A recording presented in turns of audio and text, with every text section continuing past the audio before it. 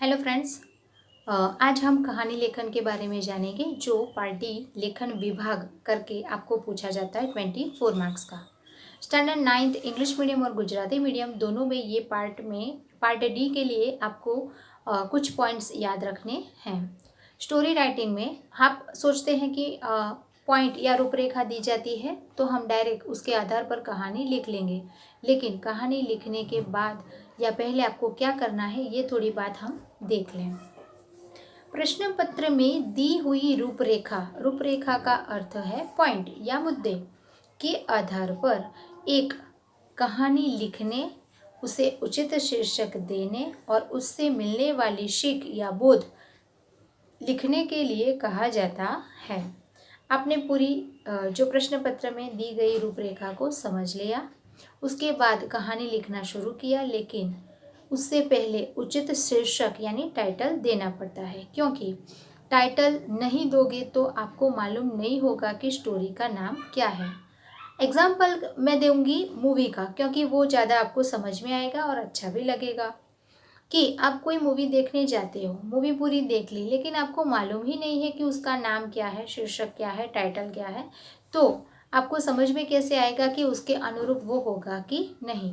यानी कि शीर्षक जो दिया जाता है पूरी स्टोरी का सारांश होता है कि उसका जो मूल बात है वो है कि नहीं, वो शीर्षक में बताई जाती है।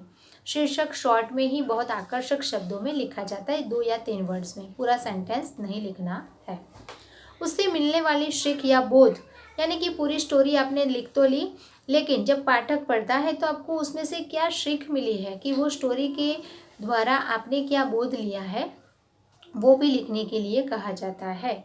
अगर आप नहीं लिखते हैं तो शीर्षक का 1 मार्क्स और सीख का 1 मार्क्स आपको नहीं मिलेगा, क्योंकि आपने 4-5 पैराग्राफ में परिच्छेद में अच्छी तरह से अगर स्टोरी लिख भी ली है तो आपको सिर्फ 3 मार्क्स मिलेंगे, 2 मार्क्स कट जाएंगे। इसमें भी जो आपने स्पेलिंग मिस्टेक कर दी तो आप उसके 3 मार्क्स भी नहीं मिल पाएंगे।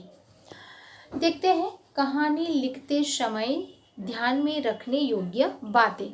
तो क्या बात याद रखनी है? सबसे पहले फर्स्ट पॉइंट है, सबसे पहले कहानी की रूपरेखा पढ़िए और उसका क्रमशः विस्तार कीजिए।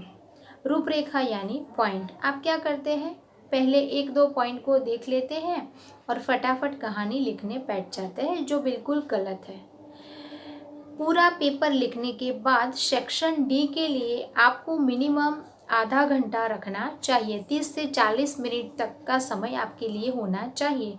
तो आप 24 मार्क्स में से शायद 20 या 22 तक जा सकते हैं। सबसे पहले कहानी के पॉइंट को, रूपरेखा को शांति से माइंड में उतार के पढ़िए, समझिए और उसका क्रमशः विस्तार कीजिए, क्योंकि पॉइंट के आधार पर आपको कहानी लिखनी है।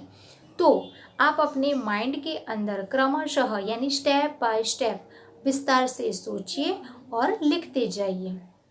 दूसरा पॉइंट है, कहानी पूरी होने के बाद अंत में 1-2 पंक्तियों में कहानी से मिलने वाली सीख या बोध लिखिए। पंक्तियों यानी कि सेंटेंस में आप कहानी पूरी लिख देते हैं। इसके बाद अगर आपको लगता है कि उसमें से आपको क्या सीख मिलती है, एक स्टोरी वैसे भी होती है कि बहुत उसके पिताजी बीमार रहते थे, उनके 4 बच्चे थे, काम नहीं कर रहे थे। अगर उनको काम कराना है तो क्या बताना पड़ेगा कि बिना मेहनत उसे खजाना दिखाना पड़ेगा। तो खजाना अगर खेत के अंदर बोया है तो कहाँ है वो नहीं बताया, लेकिन खेत को पूरा खोदना पड़ेगा, उसके बाद मिलेगा। लेकिन उसके बाद क्या करते हैं बच्चे, कुछ नहीं मिलता है, अनाज बोते हैं और उसमें से बहुत सारा धन कमाते हैं। तो ये भी एक सीख है कि सच्ची मेहनत करनी या मेहनत का फल, ये क्या हुआ, इसकी सीख हुई कि हमें लगन से मेहनत करनी है तो उसका फल मिलेगा।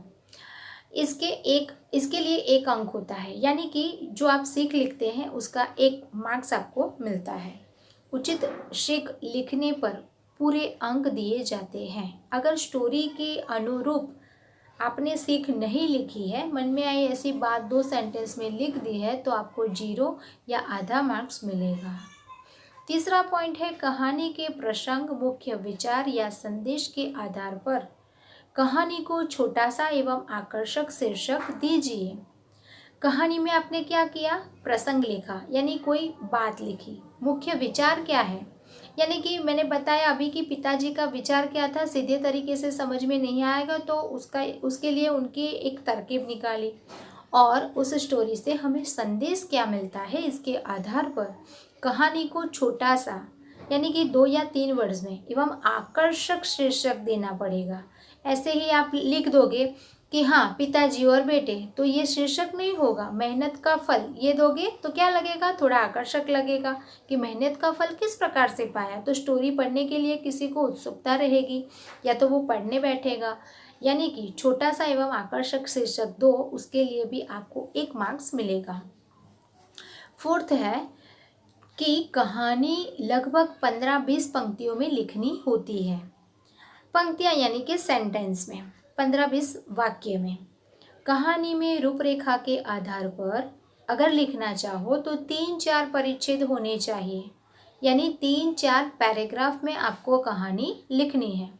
लेखन में विराम चिन्हों का उचित प्रयोग करना चाहिए, यानी कि किसी का कहा हुआ सेंटेंस है तो सिंगल इन्वर्टेड कॉमा में, कोई अच्छी तरह से बात बतानी है तो मुहावरा या कहावत का उपयोग करके, ये सारी बात को ध्यान में रखकर या तो फुल स्टॉप, अल्प विराम, उद्गार चिन्ह, ये सारे विराम चिन्ह लिख कर आप बहुत अच्छी तरह से अपनी इम्प्रेशन बना सकते हैं कि आपने किस प्रकार का सेंटेंस लिखा है, अपने तरीके से किस रोचकता से लिखा है।